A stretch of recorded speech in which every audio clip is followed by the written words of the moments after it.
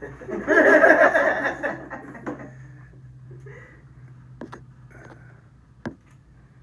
ready? Mhm. And you're live.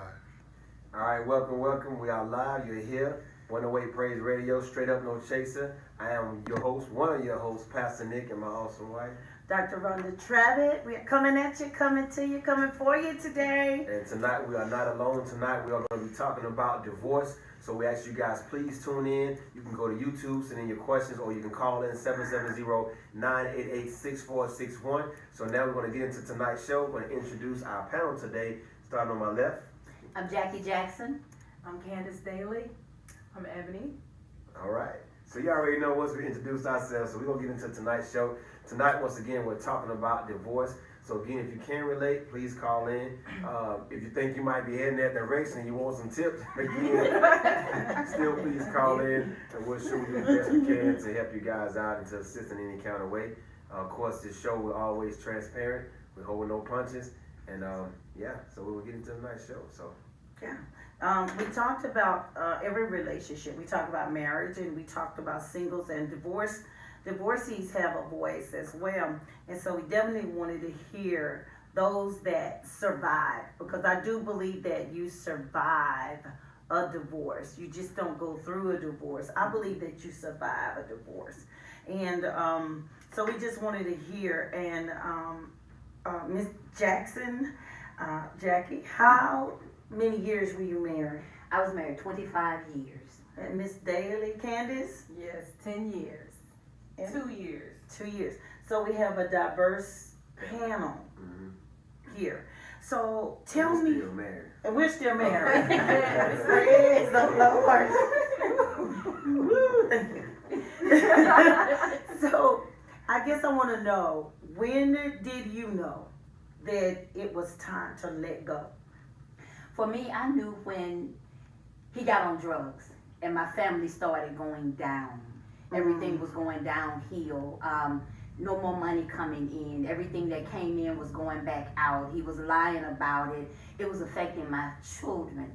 I knew then, it's time to go. It's time to get up out of here. Wow. So the drugs and the finances and Everything. emotionally. Yes, I mean, when somebody is taking from you is one thing, but when they start taking from your kids, that's something else. When you see the heartbreak on your kids because their little allowance or their little money that they work for, their birthday money, somebody is now taking their money from them. As a mom, that's a no-no. You just don't do that. You don't do that.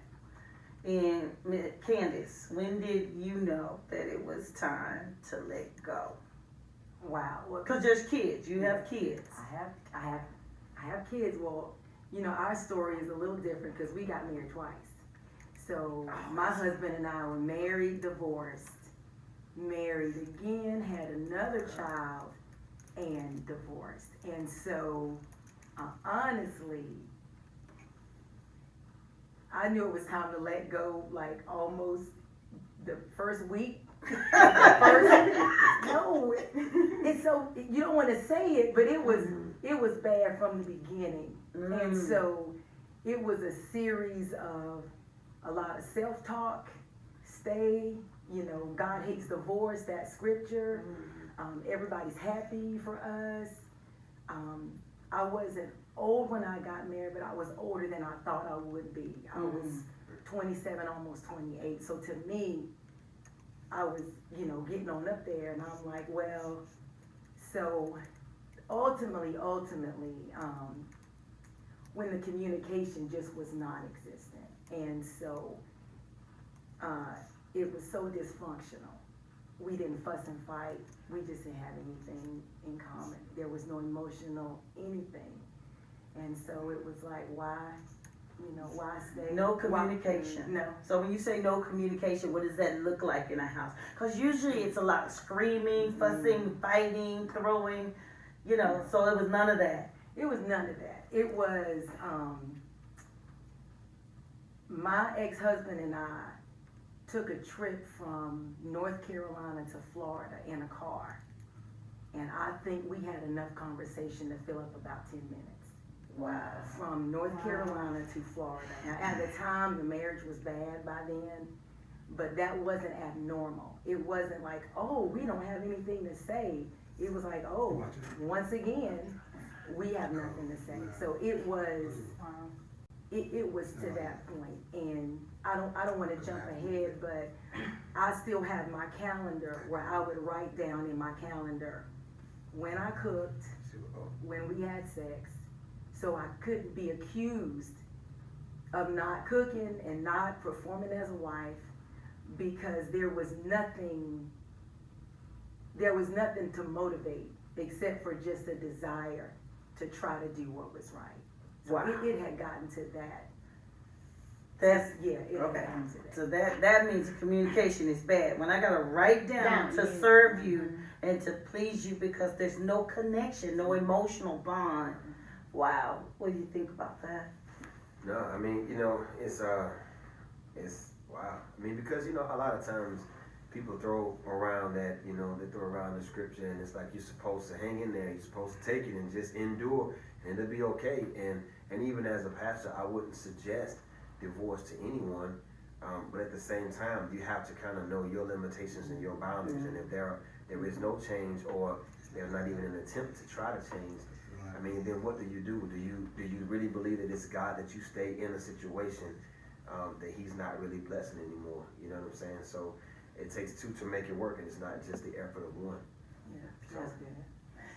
Okay. And Ebony, you're young. Yes, Can I ask you how old you are? I am 25. And you were how old when you got married? I was Apparently. 4 years old.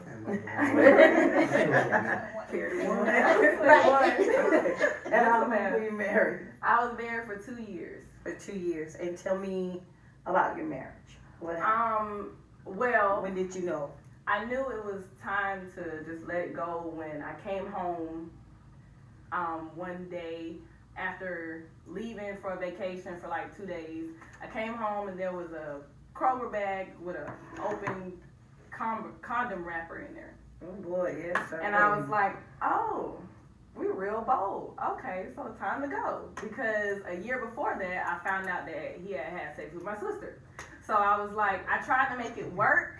Hold up. That's That's a Let's let's with that. You said you had sex with my sister. your sister. Yes.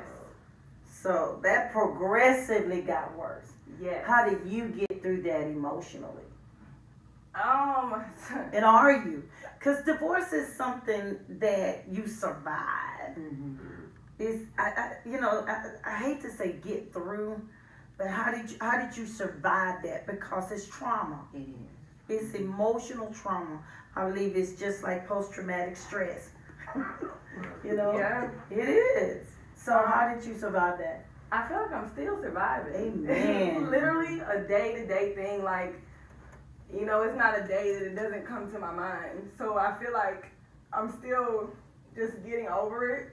Mhm. And I constantly, every day say, I forgive him, I forgive her, because I can feel, you know, you feel the anger. Come on. And it's like, people have days of anger, but I feel like I had months of anger. Yeah. And you're so bitter, and you're just so mad at, you know, I can get over them sometimes, but sometimes I'm more mad at myself than I am them, because I'm like, I saw that. I saw it, but I was in denial. It's like I put my hands up and just was peeking through my fingers, Wow. like hoping that this is not what I see. Wow. And I think that's like one of the toughest things about marriage is just that, you know, you try so hard to make it work, even when it's obvious and evident that there are problems, yet still, you know, I like the analogy of what she used, like you kind of put your hands over your face and you try to peek through the cracks and praying that the areas that your fingers cover up are the areas where they're messing up. And the areas where you can see through, then that's the good parts. But in actuality, it's just, it's really what it is, you know, because if you think about it, if you put your hands on your face, your fingers are bigger, so there's more space you're covering up than what you're actually seeing through.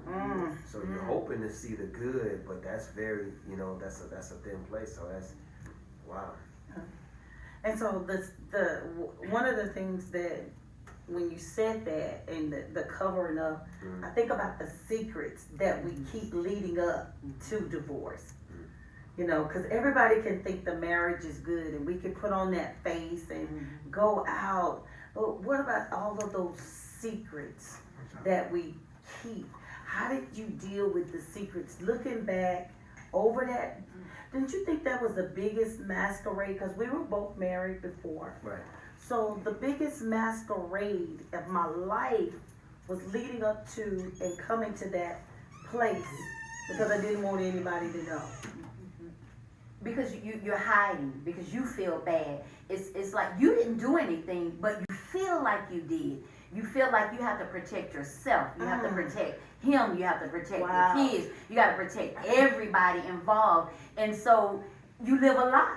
You basically live a lie out in the open. When people say, well, how are you? Oh, I'm fine. Because you don't want anybody to know there's no food in the house. You know, we don't have any lights because he took the bill money. And, you know, you don't want it. First of all, you don't want people to think you're stupid because you're staying. And that's one thing. Because you say, why are you staying? Why are you letting him do this to you? Wow. And it's not that easy. It's just, you just don't get up and just walk away. It's not that easy. You know? And we're all women, and I'll let you speak from Yeah. male perspective. What is it about that woman that wants to protect even what's killing her? What is devastating her emotionally? What was it about that relationship that you wanted to, you know, even save face on? Wow. Well, how I dealt with it, I went to counseling. I went to therapy because I couldn't tell anybody. Because we were in active ministry. So, you know, every Sunday, I'm in ministry. My ex-husband was a founding member of a church. So these are, that's a good point. So we were both saved. we saved, We're working in ministry. working in ministry, Okay. faithful. And so, for saving face, I even felt like I couldn't tell my pastors because in my bad mind, in my sick mind, I felt like if I really told how bad it was a betrayal to my husband at the time. You know, my mind, I'm thinking I don't have a right to expose him, so I couldn't tell them. All of our friends were mutual friends, so I can't tell my friends because you're his friend. And if I tell, you know, I felt it was, you know, betrayal. My mother was my best friend. I couldn't tell my mom Wow. because if she knew I was miserable, she would be upset because she can't fix it. And so I would go sit and talk to that lady. I go talk to that woman. You know, I look forward to therapy, which was amazing because That's messed you up. know, I grew up thinking that you're not supposed to go to no counselor. Yeah. You know, we don't go see no head person. You know, that's really, you know, for white people. Really, you know, or if you save, you just, you know, call on the Lord. But I was suffering, and you know, Suffering in silence. suffering in silence. And with my situation, by the time I was doing all that, I was already pregnant. Oh, So I'm sitting in counseling, getting bigger every week, you know, miserable. miserable, you know, Oh, miserable. So, wow. so you want to protect even that, you know, you I'm pregnant, yeah, so I need to be. you need to be, Can't divorce, can't leave now that I'm pregnant. So that's all the more reason. yeah. You gotta stay. Wow. Tell us about the secrets. How did you keep secrets, covering up for him? I did. And I think for me, the most part about it was the shame of my parents. Like, going back to them, like, this is what I've been dealing with. Because I took up for him so much. Yes, Lord. They couldn't say nothing about him. I don't care if he did say something or crazy in front of them with me. Like, you can't say nothing about him. So it was like going back, the shame the thoughts of like, they gonna think I'm stupid or, Mm-hmm. you know, like, that was my main thing. Wow. Wow. So we don't tell. Yeah. We don't tell. Woo. So I'm gonna come back to Miss Candace because you were in an interracial marriage. Yes, I had that fever.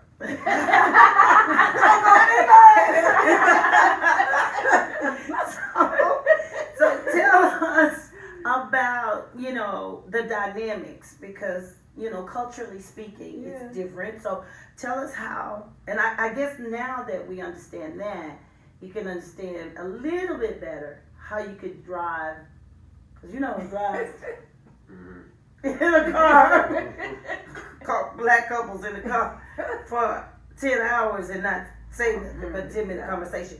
So how were the dynamics with that? Well, the dynamics with that, wow. Early on, like right after we were married, I remember him making a comment that he was glad, or his family was glad, that at the time our pastor was not loud. So what that was really saying was, you know, you're almost white, or the way you behave, or the way you, so it's not that much of a leap for me culturally to be in this situation. So, you know, from time to time things would come up, but I didn't pay much attention until we were divorced, or going through a divorce, and things like the distance of his family. Were you ever really close to his family? No, but we were friendly, and they were very cordial. To be honest, you know, him and his family weren't extremely close, but, you know, close enough, you know, friendly, you know, they would reach out from time to time. But when everything was over, it was, you know, as if I never existed. Wow. So some of that I think is cultural, because you know, like in our culture, your aunts are like your second mom, like you know, Yes. aunts and great aunts, but it wasn't that way. So to the point that now, if his family were to see our kids, they may not know who they are. So there's no communication, No no phone communication. calls, no No. Christmas. No, nothing at all. Wow. Nothing at all. So, to be fair, some of that is just that particular family. But then you know, in my mind, you wonder why is it so easy to be disposed of like that? Is it because I'm black? Is it, you know, were you expecting all along? I remember feeling so awkward when I went to visit one time aunt and uncle, and they were watching the clumps. I was like, oh no, oh no. You know, they felt some kind of way too. You know, they were laughing and laughing, and I walk in, it's like, no. You can see that. You know, they were nice people. I must say, they're nice people. But you know, culturally, it's a difference. It's a difference. It is a difference. Okay. What do you think about that from a male's perspective? I mean, my situation was actually a little different. After the divorce, there really wasn't any communication, so I kind of experienced some of what, you know, Ms. Candace was referring to. You know, but as far as the divorce itself, if I had to say, I think I pretty much kind of, you know, I was the person that fought for that situation, although I was also the person that, you know, actually went and filed the paperwork too. So it's a little different. I was kind of on the opposite end, I guess, of what you guys are sharing. You know, so there were some things that I did not do. It wasn't cheating or anything like that. It's just, you know, so from my understanding, it's a little different. And yeah, so I was on the opposite end of that situation. But still, you know. When you say the opposite end, tell me. Meaning meaning I wasn't the person that was, I guess, you know, hurt or the victim. Okay, Yes. okay. You know, but after it was said and done, I actually felt like I was.